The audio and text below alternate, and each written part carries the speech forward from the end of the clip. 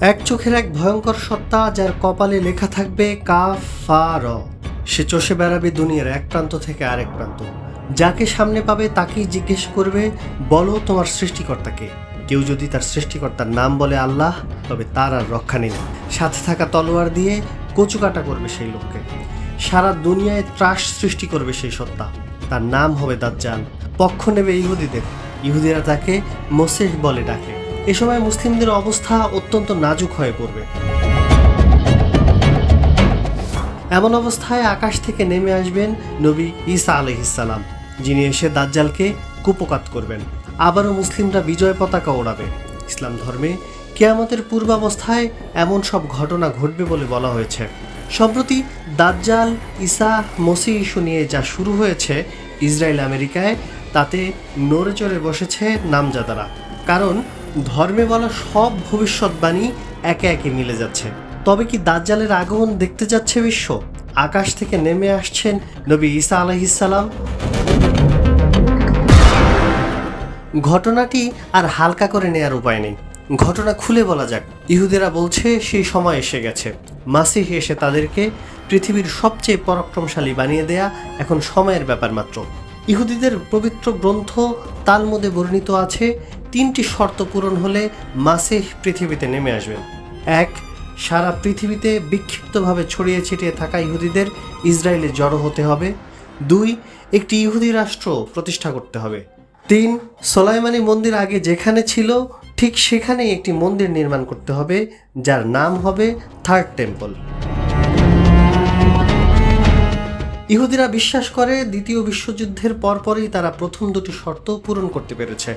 অর্থাৎ বিশ্বের বিভিন্ন জায়গায় ছড়িয়ে থাকা ইহুদিরা ইসরায়েলে জড়ো হয়েছে, সার্বভৌম রাষ্ট্র গঠন করে ফেলেছে। এখন বাকি আছে 3য় শর্ত। সেই শর্ত পূরণ করতে হলে আল আকসা মসজিদ ভেঙে সেখানে নির্মাণ করতে হবে সোলাইমানি মন্দির বা থার্ড টেম্পল। এটা করার জন্য তাদের প্রয়োজন নির্দিষ্ট বৈশিষ্ট্যের একটি লাল গাভী। তাওরাতের ভাষ্যমতে ইহুদিরা অপবিত্র অবস্থায় আছে। আগে তাদের জাতিগতভাবে পবিত্র হতে হবে। পবিত্র হতে হলে তাদের একটি লাল গরু দরকার, যে লাল গরুর প্রতিটি লোম থাকবে লাল। লাল গাভীর 3 বছর পূর্ণ হলে সেটিকে জবাই করে পুরো শরীর আগুনে পুড়িয়ে ছাই করে সেই ছাই মেখে ইহুদি সম্প্রদায় পবিত্র হবে। এভাবে পবিত্র হওয়ার পরই তারা মন্দির নির্মাণ করতে পারবে। তারপর সেখানে নেমে আসবেন মাসিহ। বিশ্বের কোথাও লাল গরুর সন্ধান পেলে টেম্পল ইনস্টিটিউট সেগুলোকে পরীক্ষা নিরীক্ষা করে। দীর্ঘদিন ধরে পর্যবেক্ষণ করে তারা নিশ্চিত হতে চায় সেটি আসলেই সেই লাল গরু কিনা। এতদিন পর্যন্ত কোনো গরুকেই কাঙ্ক্ষিত গরু বলে তারা নিশ্চিত করতে পারেনি।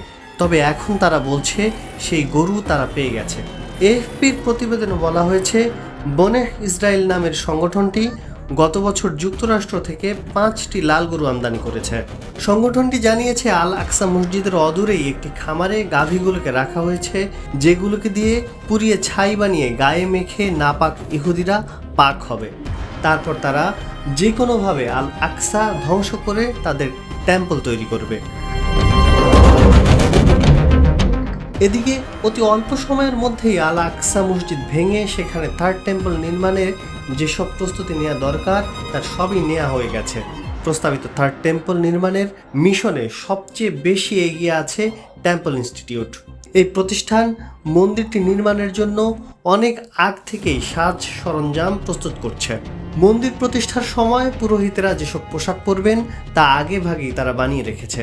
তাওরাতের নির্দেশনা অনুযায়ী মন্দিরের জন্য তামার জলপাত্র, 24 ক্যারেট সোনা দিয়ে বানানো 45 কেজি ওজনের আলোকদানি সহ নানা ধরনের আসবাব তারা তৈরি করে রেখেছে। ইসরায়েল শীঘ্রই থার্ড টেম্পল নির্মাণের কাজ শুরু করতে যাচ্ছে বলে মধ্যপ্রাচ্য ভিত্তিক সংবাদ মাধ্যম মিডল ইস্ট আই জানিয়েছে।